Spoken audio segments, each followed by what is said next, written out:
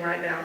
So for those people who are in the room who have not done groups, luxury groups, and who would like to do groups and don't yet have that following, has anyone on the panel done any kind of a joint venture with a business owner or with a local community or a group perhaps, and done those with a group? Yes? Go ahead. I've done well, right now I have a luxury group that's going in October. And what I did is I reached out to religious community. So I went to an Episcopalian church and asked them what they wanted to do for their, they wanted to have a pilgrimage to Britain. And we put it together with all luxury hotels, usually using luxury suppliers. Every single person in the group is traveling in business class. They've opted for that upgrade.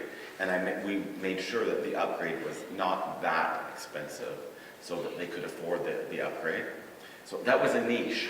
So I think that if you get a niche group, something like that, it doesn't have to be a religious niche group, but it could be a niche group in any sort of way. And I think that's where you have to start, is trying to develop some kind of an interest in luxury travel. And also, as Pam said, that if you're going, they will go with you too. So due to the fact that I'm going, that's bringing in more people, that's bringing on that group. Wonderful, thank you. And make them aware of what your positioning is in the marketplace. And we have so many tools that are given to us by the Affluent Collection. So many tools that are given to us that we can use to expose ourselves to that market. And we have to expose ourselves to that market. So we have to make people aware, especially I'm from Toronto. We search out for the best. In America, you would say zip codes. We use postal codes. So we would look out for the best postal codes that you could find in the area that has the highest income. And we'd go and we would use the affluent marketing tools and send mailings to those specific postal codes, zip codes. And when you do that, all you really need is that one person, and that one person refers you to another person and to another person. And before you know it, your Affluent Collection mailing list becomes from 1 to 20 to 40 to 50 to 100. And that's where I'm sitting right now, as my list is probably about 100 for affluent. And that's the way you got to do it, right from the start. Very People good. That you think that would be interested in an affluent product, a river cruise, a high-end luxury vacation in Europe, South Pacific vacation. Look for those people and send an invitation out to them, and then have an information evening that night.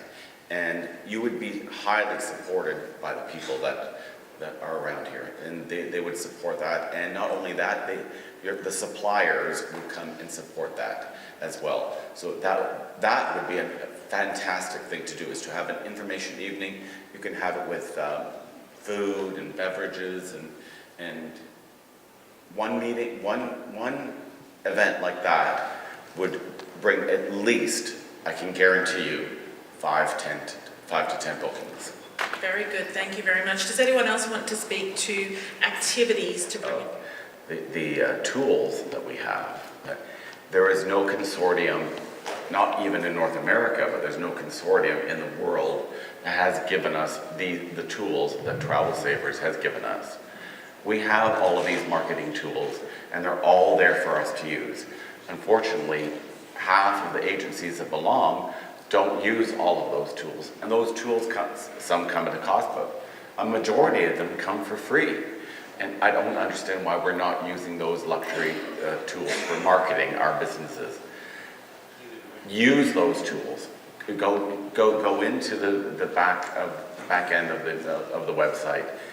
Put your lists on, and make sure that you get the word out that you are an affluent agency and use all of those tools. Because that's one great thing advice. that I think that a lot of us are not doing, is we're not taking advantage of all of the things that are given us.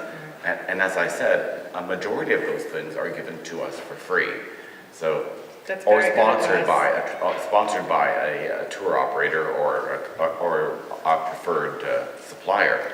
So why aren't we using those? Is it laziness? Is it we don't have the right person to do it? Get a marketing person. Get somebody to take advantage of all of the tools that Travel Savers offers, because there are so many tools there that aren't being used. And what piece of advice would you give yourself back when you were starting out that you know now, that you didn't know then? That I didn't know then. There has to be something. Nobody Yes. likes somebody that knows everything. Yeah. No, when I first opened, I concentrated on budget and trying to be value and the best buy and trying to get the best ticket price. And that doesn't work, because all that does for you is create headache, stress, and no profit. So that's the advice I would give myself way back when I first opened years ago. And I would say concentrate more on the luxury client. And that's going to, I had a group that traveled recently, and the revenue on the group, because of the fact that the group was shopping around, the revenue on the group was $100 a person. And there were 90 passengers, which was a $9,000 commission. 2 hours later, I got a call for a river cruise from a long-standing client, and the commission was the same. Right, the commission on was exactly the same, and that group I had to work with for a year and a half. And they changed their names, people broke up, boyfriends and girlfriends break up, and all of these things happened during that course of over a year. But that one luxury, I won't say the name of the cruise So line. to summarize, it's looking closer at your numbers and Yes. not spending time getting the masses of people, but really crafting good Cracking marketing into that, and cracking the right So that client. one booking made me more than that group booking did, with Excellent. all of its headache.